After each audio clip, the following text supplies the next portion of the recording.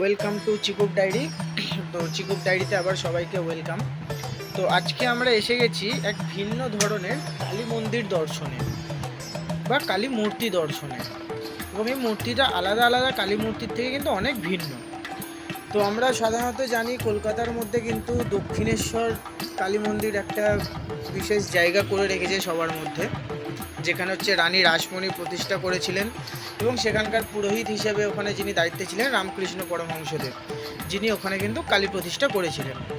এছাড়াও কলকাতার এক বিশেষ মন্দির, সেটা হচ্ছে কালীঘাট, যেটা আমরা সবাই জানি 51 সতীপীঠের মধ্যে ওটি একটি ছিল। কিন্তু এছাড়াও এর বাইরেও কিন্তু একটা মন্দির আমাদের এখানে আছে, যেটা হচ্ছে ট্যাংরাতে অবস্থিত চাইনিজ কালী মন্দির বা চৈনিক কালী মন্দির, চীনা। এবং দেখতেই পাচ্ছেন এখানে কিন্তু মূর্তিটা পুরো চীনারাই কিন্তু এখানেই মন্দিরটা প্রতিষ্ঠা করেন।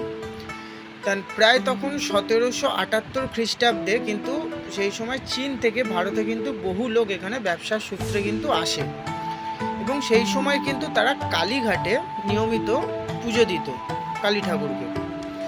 তো সেই সময়তেই কিন্তু সেখানে যে চীনা বাসিন্দারা ছিল সবাই মিলে কিন্তু একটা আলোচনা করে ঠিক করেছিল যে এখানে কলকাতার ট্যাংরা এলাকায় যেখানে তাদের বসতি ছিল সেখানে তাদের একটা কালী মন্দির প্রতিষ্ঠা করার।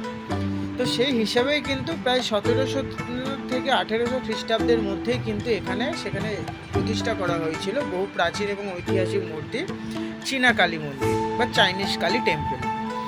এবং এখানে নানান সময় প্রচুর এখানে লোকজন এসে কিন্তু ভিড় করে, এবং এখানকার কিন্তু প্রসাদ বা ভোগ হিসেবে যেটা দেওয়া হয় মোমো আর নুডলস।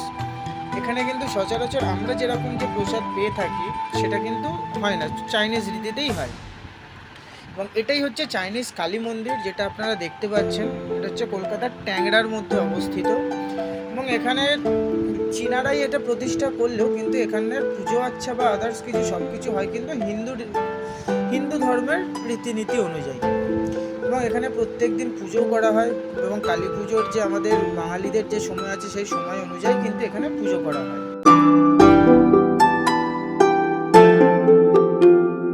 আর চৈনিক সম্প্রদায়ের মানুষেরা সেই সময় কালী মাকে ব্যবসার বাণিজ্যের দেবী বা জমি জমা ফসল এই ধরনের দেবী হিসেবেই কিন্তু তারা সেই সময় কালী মায়ের পুজো করত, এবং সেই ক্ষেত্রেই কিন্তু এখানে মন্দিরটা তারা তখন তৈরি করেছিল।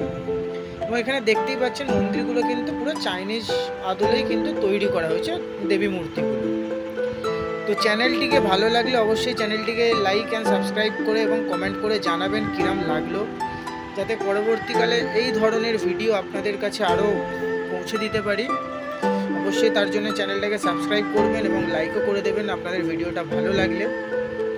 এবং এটা হচ্ছে ট্যাংরাতে অবস্থিত। যারা জানেন না বা তারা চলে আসতে পারেন, ডেসক্রিপশানে লিঙ্ক দেয়া থাকবে কিভাবে আসতে চান।